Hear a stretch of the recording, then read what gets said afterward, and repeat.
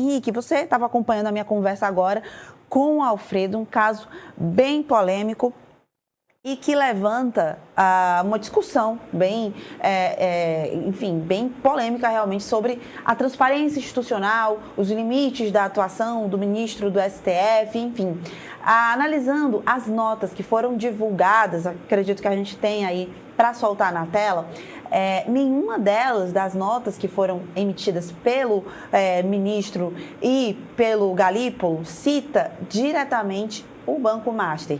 E também não desmentem a informação sobre o tema. As notas apenas citam que a conversa foi sobre a Lei Magnitsky.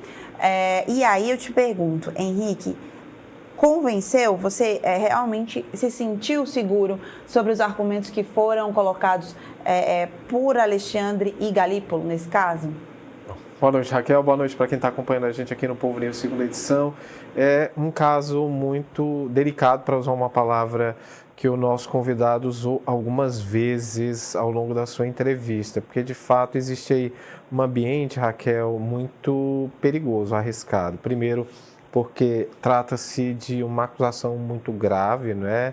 É inimaginável, por exemplo, conceber a possibilidade de que um ministro do Supremo Tribunal Federal opere como um lobista, porque se confirmar de fato a acusação e a denúncia que a Malu Gaspar, que é a jornalista, fez na sua coluna no jornal o Globo, o ministro teria atuado como um lobista de causas pessoais, envolvendo interesses da banca de advogados representada pela sua esposa, que era contratada pelo Banco Master, uma banca da qual faz parte também um outro filho do casal, então é uma banca familiar, entendeu?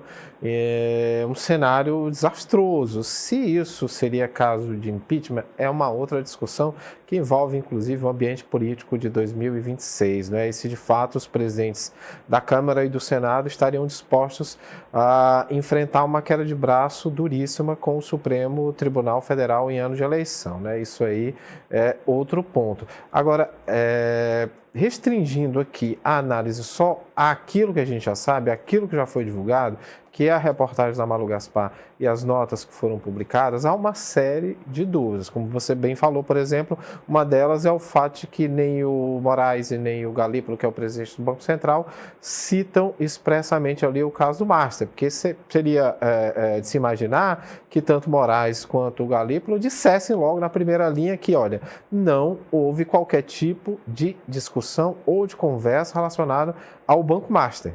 E aí descartaria já essa suspeição. Mas lida a nota do Moraes e lida também a do Galípolo, o que se pergunta é se de fato eles conversaram. O que a gente sabe é que o objetivo da reunião era para tratar da Lei Magnitsky. Não se sabe se no decorrer da própria reunião Moraes de alguma forma abordou o assunto. Os dois negam. A repórter, que é a Malu Gaspar, sustenta que tem aí pelo menos 6 fontes que afiançaram, ou seja, garantiram que ouviram do próprio Moraes e do próprio Galípolo que, de fato, esse tema foi tratado na reunião. Ou seja, a situação é explosiva, tanto do ponto de vista jurídico quanto do ponto de vista político, no momento em que o Supremo Tribunal está nas cordas, não só por causa do episódio envolvendo Moraes, mas também por outro episódio envolvendo o ministro Dias Toffoli, que tem relação também com o Banco Master. Nada disso estaria acontecendo se a esposa do ministro Alexandre de Moraes não fosse advogada do Banco Master. E se o ministro Dias Toffoli não tivesse voado de carona com um advogado do banco. Então, isso acontece porque há aí uma teia de relações que não são transparentes. Isso dá margem para todo tipo de suspeita, não é?